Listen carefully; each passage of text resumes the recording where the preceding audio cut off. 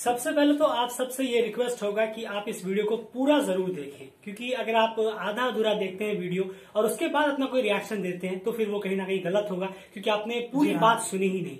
मैं चाहूंगा भले अभी आपके पास टाइम ना हो तो आप इस वीडियो को सेव कर लें, अब बाद में जब आपके पास फ्री टाइम हो तब आप इस वीडियो को पूरा सुने, उसके बाद अपना रिएक्शन इसमें जरूर दें। प्लीज ये रिक्वेस्ट होगा आप सबसे। सबसे पहले तो ये जान लीजिए कि ये जो हुआ है नेपाल क्रिकेट में, ये कोई पहली बार नहीं हुआ है क्रिकेट के इतिहास में। बिल्कुल ऐसा कुछ नहीं क्रिकेट की दुनिया ने देखा कि अरे ये तो बड़ा अचंभित चीज है, ये हमने पहली बार देखा, ऐसा कुछ नहीं है। क्रिकेट में ये बहुत बार हुआ है, पास्ट में इसकी बहुत सारी हिस्ट्रीज हैं, चाहे हम बड़े बड़े नेशनल बोर्ड्स की बात कर ले, वहां पर भी रहे हैं, ऐसे कोई बड़ी बात नहीं है। तो ये जो हुआ है ये कहीं ना कहीं क्रिकेट में कुछ नया नहीं है, ये पुराना है। सबसे पहली बात ये तो माइंड से हटा दीजिए कि कुछ अनोखा आपने देख लिया है क्रिकेट में। अब यहाँ बात आती है उस क्रिकेट बोर्ड की जिनके पास सबसे ज्यादा फैन फॉलोइंग है एज एसोसिएट टीम। जी हाँ, नेपाल क्रिकेट बोर्ड में जो कुछ चल रहा है इस वक्त और जो कुछ हालात है इस वक्त क्रिकेट के, वो बिल्कुल भी एक पॉजिटिव साइन आप नहीं कह सकते। जी हाँ, खास करके ये देखते हुए कि आने वाले टाइम में इतने बड़े बड़े इवेंट्स इंतजार कर रहे हैं, उससे पहले इस तरह की खबरें आना कहीं ना कहीं बहुत ही ज्यादा एक सेटबैक है नेपाल क्रिकेट की तरफ से। सबसे पहले मैं जानना चाहूंगा अयान, इस पे हम अपनी पूरी राय रखेंगे कि प्लेयर्स ने क्या हाल हुआ है, क्या कुछ नहीं हुआ है, बोर्ड का इसमें क्या रवैया रहा है, हमारा इस पे क्या ओपिनियन है, क्या कहां पर थोड़ी सी प्लेयर्स से गलती हुई, कहां पर बोर्ड से गलतियां हुई हैं, क्या कुछ प्रॉब्लम्स हैं, वो सब आगे हम आपको समझाने की पूरी कोशिश करेंगे। सबसे पहले जान लेते हैं ये मुद्दा क्या हुआ था, जल्दी से मैं चाहूंगा यार आप पहले उसको एक बार रिवाइंड कर दें। बिल्कुल, बहुत ही एक बड़ा मुद्दा रहा है कैन में। अभी कुछ फिलहाल दिनों से जब से कॉन्ट्रैक्ट लिस्ट आई थी, ग्रेड का सिस्टम आया था, उसके बाद ज्ञानेंद्र मल्ला, सोमपाल कामी, दीपेंद्र सिंह यारी, कमल सिंह यारी, इन चारों ने अपने अपने, खासकर ज्ञानेंद्र मल्ला ने इसमें अपनी अपसेट दिखाया था इस ग्रेड के बाद। तो ग्रेड के जाने के बाद उन्होंने मीडिया से डायरेक्ट बात ना करते हुए इन चारों ने कहीं ना कहीं कैन से ना बात करते हुए पहले मीडिया में जाके बात की। जी हाँ, मीडिया या सोशल प्लेटफॉर्म पे आप कहे, उस पे जाके इन्होंने अपनी नाराजगी, डिसअपॉइंटमेंट दिखाई। जो ग्रेड लिस्ट आई थी, कॉन्ट्रैक्ट लिस्ट आई थी, उसको लेके इन चारों ने कहीं ना कहीं डिसअपॉइंटमेंट दिखाई थी, मीडिया में बात करी थी। तो इसी को लेके कैन के जो प्रेसिडेंट रहे थे वो भी खुश नहीं थे। उसके बाद उन्होंने एक्शन लेने का सोचा और कहीं ना कहीं एक कमेटी बनाई गई। उसके बाद क्लासिफिकेशन भी मांगे। उस कमेटी ने, डिसिप्लिनरी कमेटी ने इन चारों से क्लासिफिकेशन मांगा कि आपका क्या इसमें कहना है, आपको क्या कहना है, आप जल्द से जल्द पहली बार कहिए।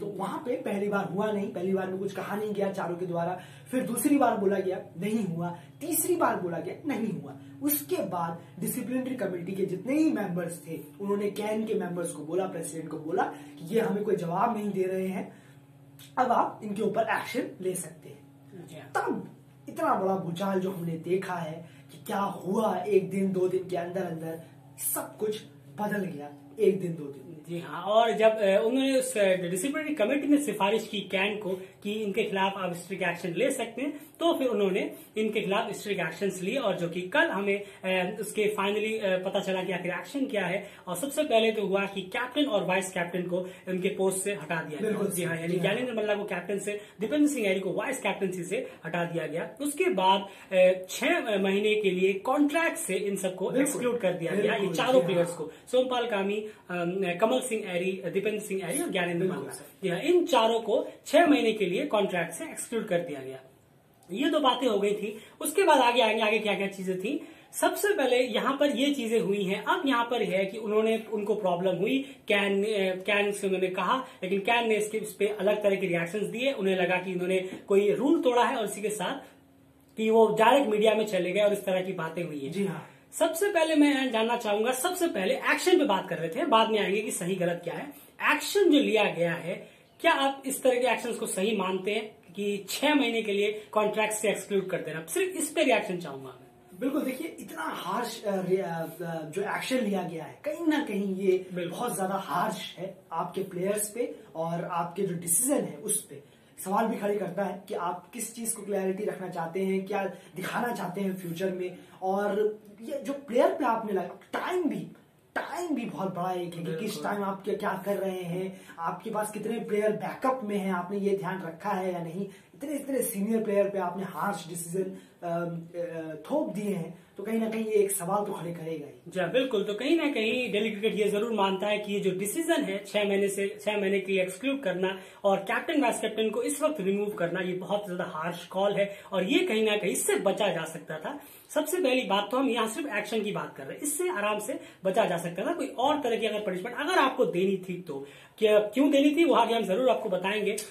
ये एक्शंस कहीं ना कहीं जस्टिफाइड नहीं लग रहा है, तो ये सही नहीं होगा। क्योंकि आप सबसे पहले टाइमिंग देखिए कि टाइमिंग क्या है। ग्लोबल क्वालिफायर्स आने वाले हैं, वर्ल्ड क्रिकेट लीग 2 की सीरीजेस चल रही हैं, उस वक्त इस तरह से बातें चीजें कहना ये बिल्कुल गलत होगा।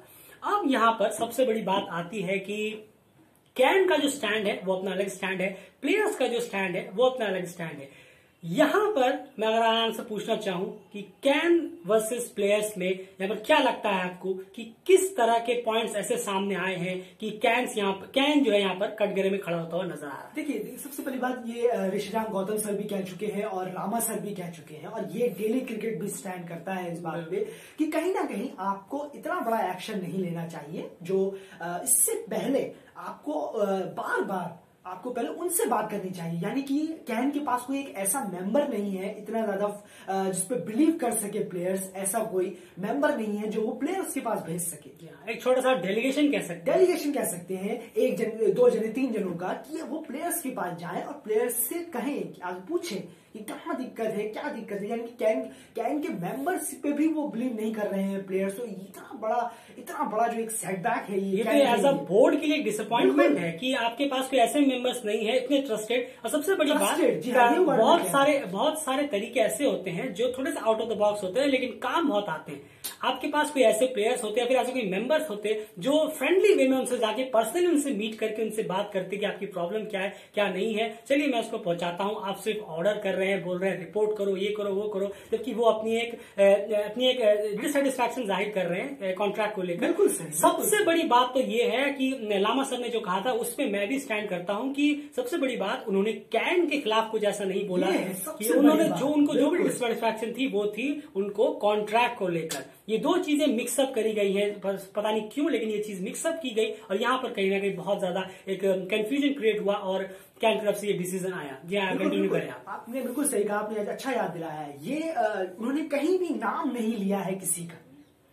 इस पे आप ध्यान रखिएगा कि किसी की सिर्फ वो कॉन्ट्रैक्ट लिस्ट को लेके अपसेट है, ना कि किसी पर्सन को, किसी पर्सन को लेके, सिंगल पर्सन को, ना ही बोर्ड को लेके कि हाँ इन्होंने हमारे लिए अच्छा नहीं किया या इन्होंने गलत किया। पर एक मीटिंग हो सकती थी, आप किसी मेंबर को भेज सकते थे, अलग अलग जाके मेंबर पूछते, ये सब चीजें होती। इतना सारा हार्ड। हाँ एक बात और है, अगर वो मेंबर से भी मिलना बंद कर देते तो फिर आप समझ सकते थे कि हाँ कहीं ना कहीं शायद बोर्ड के प्रेसिडेंट से शायद दिक्कत उन्हें हो रही है कि बोर्ड के प्रेसिडेंट मेंबर्स भी भेज रहे हैं तो वो भी बात नहीं कर रहे। लेकिन ऐसा कुछ हुआ ही नहीं, ऐसा तो कुछ भी नहीं हुआ। जी हाँ, क्योंकि इस तरह की चीजें मैंने कहा ना कि आउट ऑफ द बॉक्स चीजें करना कभी कभी जरूरी हो जाता है। आप खाली कहेंगे कि आपने बुलाया है और आप वो आए, कभी कभी होता है भाई, उनको डिससेटिस्फैक्शन है, वो लोग ग्राउंड पे मेहनत करते हैं, वो पसीना बहाते हैं, वो अपने अपने टाइम निकाल कर देश के लिए क्रिकेट खेल रहे हैं। तो कहीं ना कहीं इतना तो कम से कम आपको उनकी सुननी होगी और आपको खुद को उनकी तरफ थोड़ा झुकाव होना पड़ेगा, क्योंकि एट द एंड खेलना उन्हीं को है।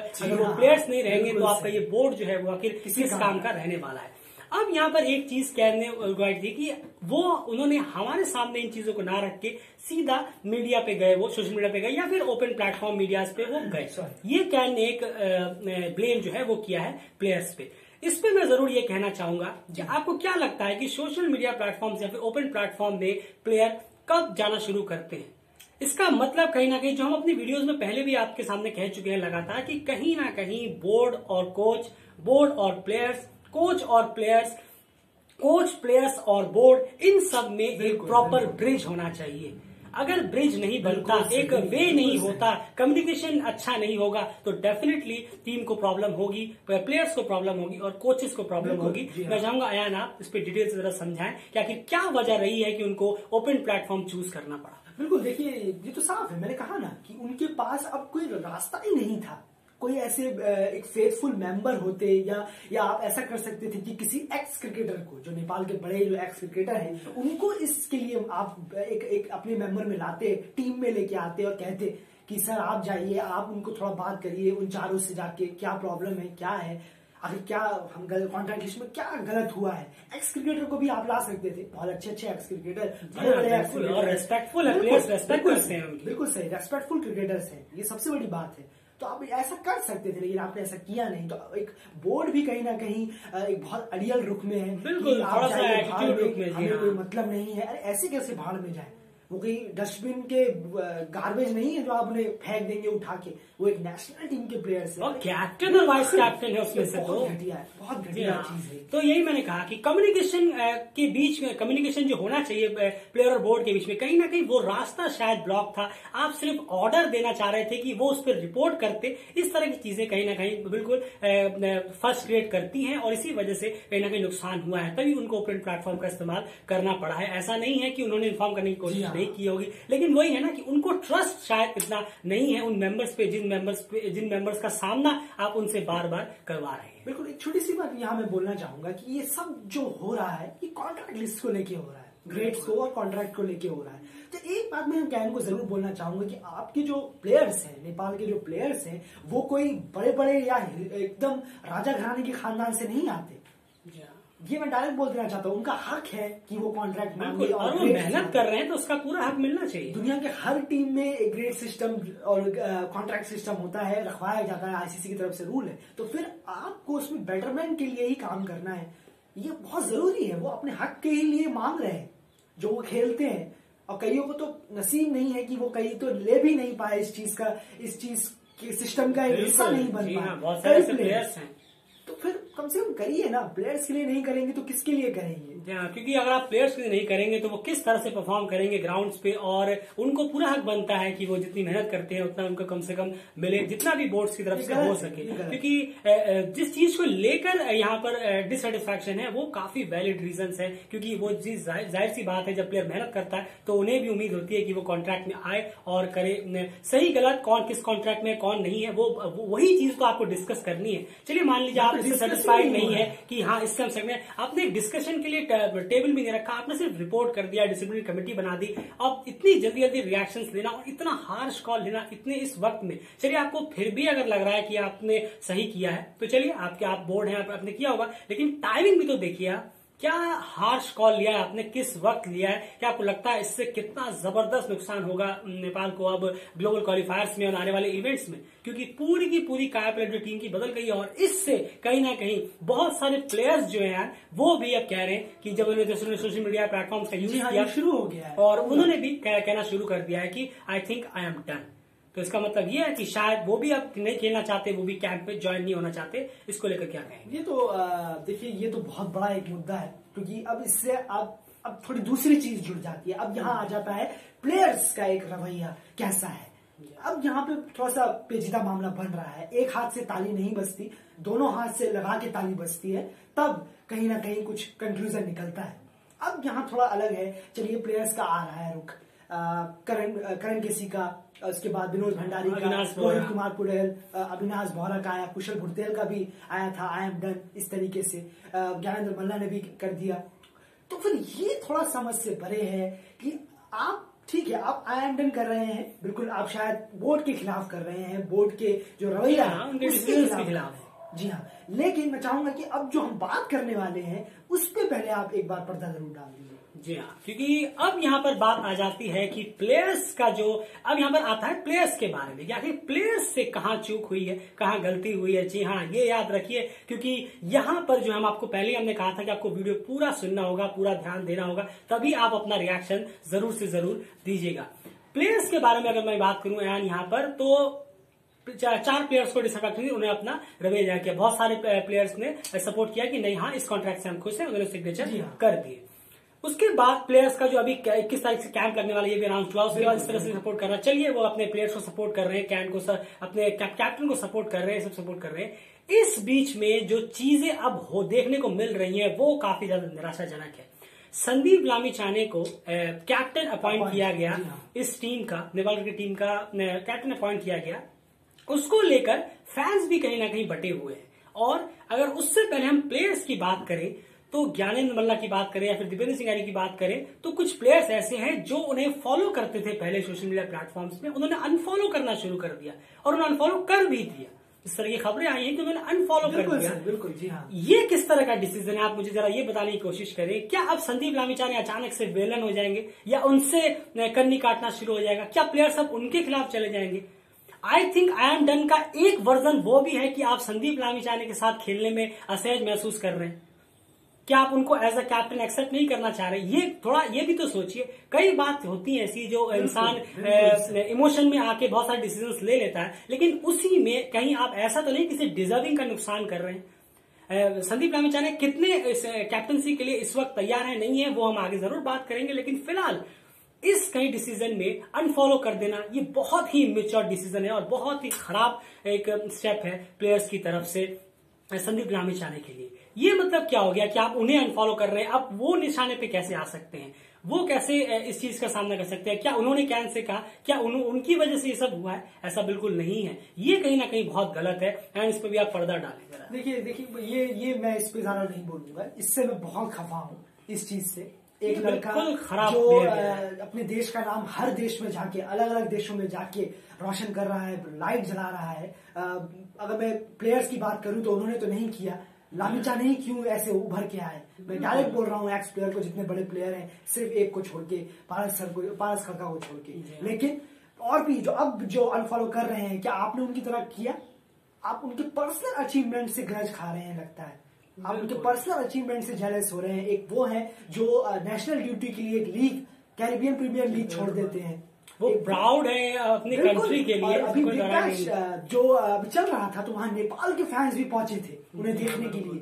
लामिछाने ने उनके सारे फोटो भी खिंचाया, तो क्यों? वो पागल तो नहीं है, वो नेपाल के फैंस जितने अच्छे हैं कि वो वहां मैच देखने के लिए पहुंच गए। और आपने भी मुझसे कहा था कि नेपाल के फैंस जिस तरीके से बिग बैश देखते हैं, बिल्कुल लामिछाने से अगर मैं वहां के फैंस से पूछूं, एक पोल ही करा लूं या फिर डायरेक्ट जाके बात करूं कि भैया बिग बैश क्यों देखते हैं, तो फिर वो उनके में से कम 70 से 80% का रिएक्शन ये होगा, अरे हम तो संदीप भाई के लिए देखते हैं।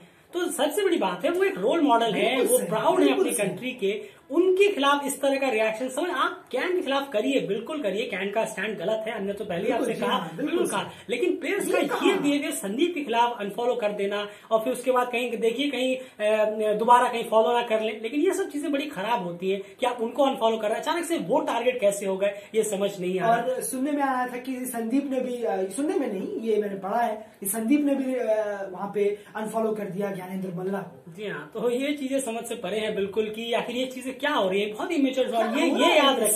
ये याद रखिएगा जिन जिन लोगों ने संदीप के खिलाफ इस तरह से बातें कह रहे हैं, आप सब रिग्रेट करेंगे, ये डेफिनेटली याद रखिए। आज डेली क्रिकेट आपको ये प्रिडिक्ट कर रहा है कि ये जो आपने स्टेप लिया ये डेफिनेटली रिग्रेट कर। संदीप के खिलाफ बोल के, संदीप के खिलाफ जाके कि उनका मजाक उड़ा के ये कुछ नहीं होने वाला, इससे आपको कुछ नहीं मिलने वाला, उल्टा आपको एट द एंड रिग्रेट ही होगा। आपका लड़ाई स्टैंड जो है वो कैन से, आप उससे उनसे रखिए, आपको जो मुद्दों पे उन पे रखिए। संदीप अगर वो कैप्टन बनाए गए हैं तो उस पर ज्यादा ना चढ़े तो बेटर होगा, वो डिसीजन उन पे छोड़ दे। और ये जो प्लेयर्स हैं, खास करके मैं उनसे बात करना चाहूंगा, सपोर्ट करना अलग चीज है, आप कैप्टन के साथ हैं, आप सपोर्ट कर रहे हैं अलग चीज है, लेकिन दूसरा ये देखिए क्या आपके सपोर्ट के स्टैंड से कहीं किसी और प्लेयर को तो हर्ट नहीं हो रहा।